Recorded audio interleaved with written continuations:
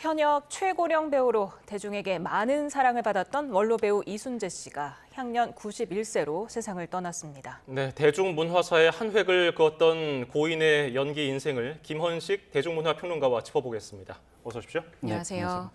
오늘 아침에 많은 분들께서 이 소식 듣고 좀 놀라셨을 것 같습니다. 최근에 위독하다는 소식이 전해진 적이 없거든요. 네, 그렇습니다. 그래서 작년부터 좀 건강이 안 좋다라는 얘기는 있었지만 이제 갑자기 이렇게 비보가 전해질 줄은 아마 출근길에 많은 분들이 당황하셨을 거라고 생각이 들고요. 그래서 작년 10월 달에 사무엘 베케트의 이제 고도를 기다리며를 준비를 하시다가 건강이 좀 좋지 않아서 이제 하차를 하는 그런 소식이 있었습니다. 또 그래서 올해 사실 이제 한국 PD 대상 시상식에도 좀 나오시는 거 아니냐 했는데 이제 등장하지 않으셔서 건강이 좀 안 좋은 것 같다라는 이야기들이 계속 나왔고요. 또 박근영 씨 같은 경우도 지난 8월에 면회를 신청했는데 좀 여러 차례 이순재 선생님께서 응하지 않으셔가지고 좀 걱정이 많이 됐다 이런 얘기를 했고, 또 백일섭 씨 같은 경우는 오늘 인터뷰를 통해서 건강이 안 좋으시다는 얘기는 들었는데 세상을 떠나시리라고는 전혀 생각을 하지 못했다라고 했고, 사실 평소에 그런 의지와 또 결기가 굉장히 강하셨기 때문에 그런 점에서 좀 많은 분들이 오늘 좀 놀라셨던 것 같습니다. 예, 시트콤 지붕 뚫고 하이킥에서 이순재 씨의 사위로 연기했었던 정보석 씨가 3주 전에 병문안을 갔었다고 했는데요. 그때는 어떤 얘기가 나왔습니까? 그래서 이제 정보석 씨가 이제 3주 전에 병문안 갔는데, 그때 당시에는 그렇다고 해서 원활하게 대화를 했던 것은 아니고, 정보석 씨가 얘기를 했을 때 거기에 대해서 이제 고개를 끄덕거린다든지 약간의 어떤 소극적인 그런 반응을 이제 보이셨던 거죠. 근데 사실은 3주 전에 이제 이렇게 응하셨던 거는 두 가지 이유가 있을 수 있죠. 일단 정보석 씨가 그 시트콤 시리즈에서 같이 워낙 돈독했었고, 또 평소에 그 이순재 선생님께서 후배들을 많이 챙기셨어요. 그렇기 때문에 정보석 씨를 만나서 정했던 것 같고요. 그렇지만은 잠시 좋아질 수는 있기 때문에 그런 점에서 아마 소속사에서도 지금 건강 이상 그렇게 심각하지 않다. 그리고 재활하고 있고 또 복귀 의사가 있다. 이렇게 말했던 맥락이 이때는 그래도 좋아졌을 가능성이 있는데, 다만 11월 같은 경우는 환절기이기 때문에 면역력이 굉장히 취약해질 수 있는 상황이어서 그런 점이 좀 작용하지 않았나 이렇게 추측을 해봅니다. 네. 배우 이순재 씨가 지난해 YTN에 출연을 하셨는데 그때 당시에도 정정하셨거든요. 연기의 경제는 끝이 없다고 강조했는데 당시의 목소리 듣고 오겠습니다. 연기라는 것은 끝이 없어요. 예. 자기가 한 연기가 어느 정도 인기를 얻고 평가를 받을 수는 있지만 그게 다는 아니다는 얘기야. 그 뒤에 더 숨은 경지가 있고 더 높은 경지가 있다는 걸 알아보고 개발을 해야 될 텐데 거기 취하다 보면 거기서 끝나버리고 마는 거예요. 그래서 지금 남아있는 이 80대 배우들은 항상 자기 자신에 대해서 부족함을 느끼고 뭔가 불만을 가지고 뭔가 더 보완하겠다고 노력하는 사람들이 정말 남아있는 거예요. 네. 지금 끊임없이 나이 90이 되도록 끊임없이 계속해서 도전을 하고 노력을 했던 분인데 이걸 몸소 실천하신 분 아니겠습니까? 네, 그래서 예전에 함석헌 선생도 그런 말씀하셨거든요. 인간이 만물의 영장이 된 이유가 부족하고 결핍됐기 때문이다. 마찬가지로 이순재 선생께서도 결핍, 그러니까 나는 완전하지 않기 때문에 그걸 채우기 위해서 끊임없이 노력하신 부분들이 구순까지 이렇게 오신 것 같다는 생각이 들고요. 후배들한테 그런 말씀도 하셨어요. 후배 연기자들이 너무 뜨려고 하는데 뜨려고 하지 말아라. 오히려 이제 자기의 완벽함을 위해서 추구하다 보면 기회가 오고 계기가 된다라는 말씀. 그런 부분들을 이제 쭉 돌아보면 같은 맥락이라고 볼 수가 있겠고, 본인이 그것을 실천하기 위해서 노력을 하셨다. 구순까지 이렇게 볼 수가 있겠습니다. 예, 고인을 공식 석상에서 마지막으로 봤던 게 지난해 KBS 연기대상이었더라고요. 당시에 또 수상 소감이 큰 반향을 일으켰는데, 오래 살고 보니 이런 날이 온다. 보고 계실 시청자 여러분께 평생 신세 많이 지고 도움 많이 받았다고 말하고 싶다.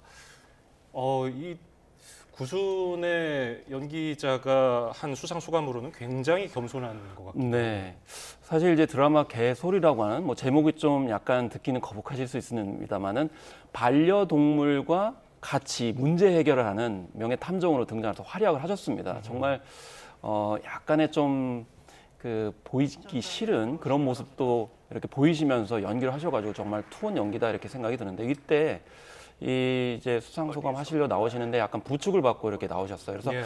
저 때도 좀 몸이 그렇게 완전히 하시지는 않으시다 이렇게 생각이 들었었는데 거기서 이제 여러분께 평생 지고 선세 지고 도움받았다라는 거는 결국에는 팬들, 시청자들, 국민께 그런 이제 도움을 많이 받은 것을 이제 말씀을 하셨고요.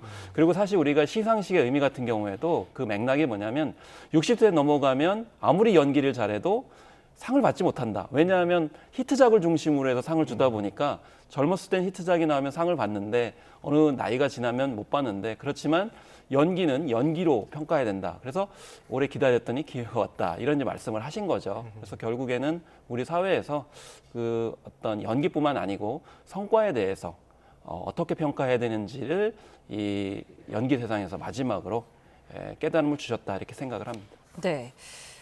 언젠가 기회가 오겠지 하고 늘 준비하고 있었다. 이렇게 수상 소감을 밝히기도 했는데 자다가도 대사가 튀어나올 정도로 이 200분 공연의 방대한 대사량을 석 달 전부터 통째로 외웠다. 이렇게도 말씀하지 않았습니까? 그러니까 연극에 대해서요. 굉장히 사전에 대사 연습을 치밀하게 완벽하게 하시기로 유명합니다. 그렇기 때문에 실제로 이 시나리오가 됐든 연극 대본 혹은 드라마 대본을 읽고 현장에 가서 한 번도 실수를 하지 않기로 유명하십니다. 그만큼 사전에 치밀하게 준비하는 거고 또 후배들한테도 그런 말씀을 많이 하셨어요.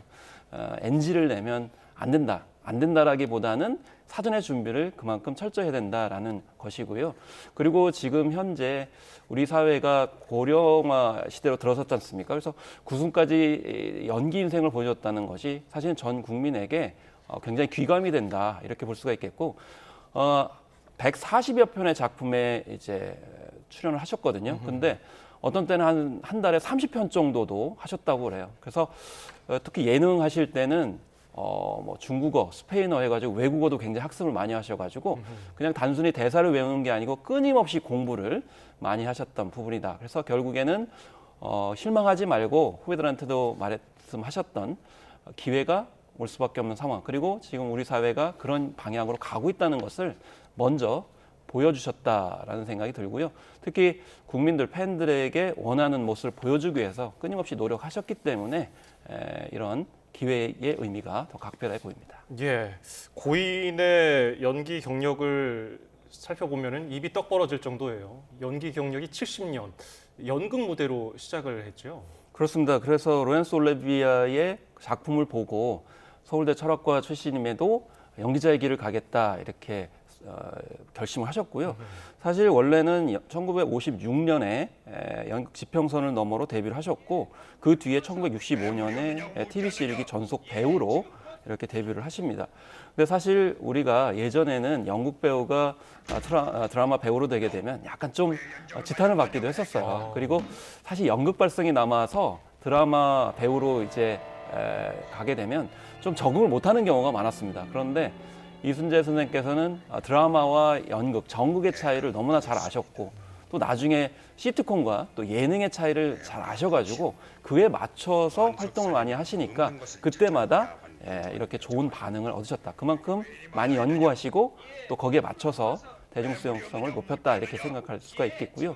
특히 뭐 사극과 또 일일 드라마, 두말 드라마에서도 아버지 역할 혹은 스승의 역할을 잘 보여주었던 그런 배우로도 기억할 수 있겠습니다. 네, 아까 한 달에 30편 넘는 작품에 출연한 적도 있다고 말씀을 해주셨는데 지금 고인의 출연작이 모든 매체를 합치면 약 425편에 달한다 이런 얘기가 있던데요. 그 왜냐하면 그건 단역으로 출연한 것까지 네. 이제 말씀드리겠고 140편은 주요 이제 배역만 했던 작품들만 네. 이렇게 볼 수가 있기 때문에 그래서 대부분 예전에 보면 주연 배우급들은 주연장만 찾는데 이순재 선생은 가리지 않고 연기에 폭을 넓히셨다 이렇게 보실 수가 있겠습니다. 네. 그러면 이 국민 배우로 입지를 굳히게 된 건 어떤 계기라고 봐야 됩니까? 아무래도 국민이라고 하는 것은 결과적으로는 연극만 해서는 곤란할 것 같고요. 아무래도 매스미디어 시대, 대중문화 시대이기 때문에 아무래도 이제 드라마 사랑이 뭐길래라고 하는 대중적인 드라마로 이제 볼 수가 있는데 이게 시청률이 65%를 기록하기도 했고 중국에서는 한류의 시초이기도 합니다. 그때 당시에는 CCTV를 통해 가지고 방영이 됐습니다. 그래서 중국 정부가 깜짝 놀랐던 적이 있어요. 예. 왜냐하면 중국 국민들이 너무나 좋아했기 때문에 한국의 콘텐츠에 대한 위력을 이제 실감하게 했던 그런 측면들이 있었습니다. 그래서 한류 열풍에 드라마 열풍에 또 시초였던 그 작품으로 국민 배우가 됐고 동아시아에서도 이제 각인을 시켰다라는 이제 생각이 들고요. 그 뒤에 목욕탕집 남들에서도 약간 가부장적인 그러면서도 약간 속이 깊은 그런 아버지의 역할들을 계속 해왔습니다.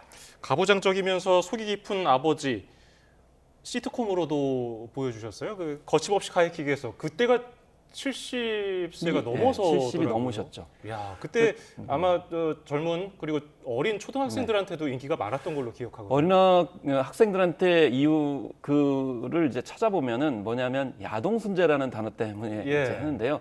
그 장면이 사실은 뭐 야한 동영상을 일부러 보는 그런 게 아니고 우연한 상황 때문에 그렇게 이제 몰려가는 상황이어가지고 웃음을 줬습니다. 그때 당시에는 그 장면이 너무 이제 재밌으니까 초등학생들도 많이 이제 좋아했던 거고요. 사실은 70대 나이에 이렇게 시트콤으로 이제 새로운 모습을 보인다는 게 쉽지가 않았기 때문에 그만큼 언제나 이제 변화하고 시도하고 이런 모습들이 좋았고 너무 반응이 좋았기 때문에 그 뒤에 이렇게 이제 여러 시리즈가 이제 연출이 됐었고요. 그리고 그게 원동력이 돼가지고 나중에 예능 프로그램에 출연했다고 볼 수 있겠습니다. 사실은 이때 하이킥 시리즈 같은 경우 지금도 10대, 20대들이 찾아보는 시트콤이에요. 지금 그렇습니다. 시트콤이 예. 없어요. 그렇기 때문에 오히려 이제 이 어떤 세대를 넘어서서 굉장히 시트콤의 어떤 전설을 만드셨다 이렇게 볼 수가 있겠습니다. 네, 지금 뭐 말씀하신 대로 시트콤에서 코믹 연기에도 도전을 했고 또 예능 출연도 했었고 연출까지 직접 맡았다면서요? 네, 그렇습니다. 연출 같은 경우에는 사실은 연극으로 돌아가셔서 연극의 연출을 맡으신 거죠. 사실 그 대중적으로 많이 활동하신다 하더라도 연극에 토대를 두신 분들은 연극을 떠나지 않으십니다. 사실은 그 두 가지 이유가 있는데요. 첫 번째는 모든 어떤 그런 이제 극의 중심은 혹은 토대는 연극일 수밖에 없는 것이고요.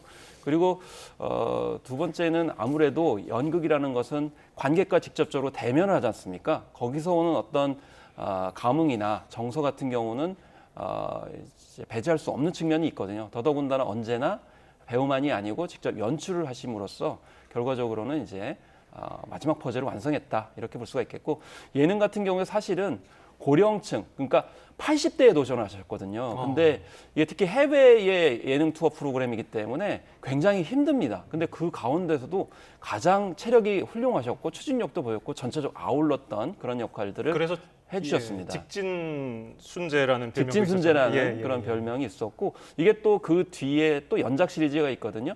근데 그 연작 시리즈도 제작진이 만들겠다고 한 게 아니고 이 이순재 선생님께서 우리 같이 모아가지고 다시 한번 도전해보자. 그래서 다시 스피노프 시리즈가 나온 그런 상황도 나영석 PD가 이제 밝힌 바가 있었습니다. 예.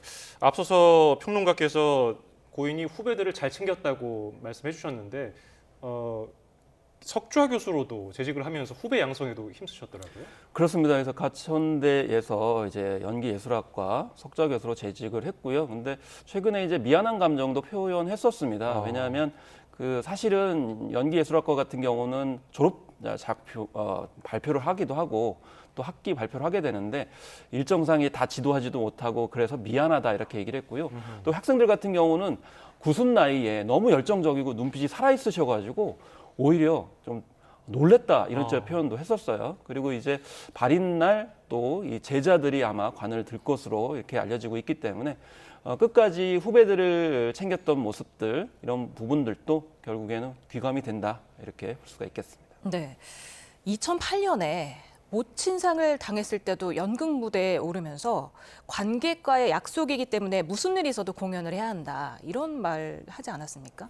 네, 그렇습니다. 그래서 2010년부터 사실은 연극 무대에서 그 후배들과 함께 공연을 했습니다.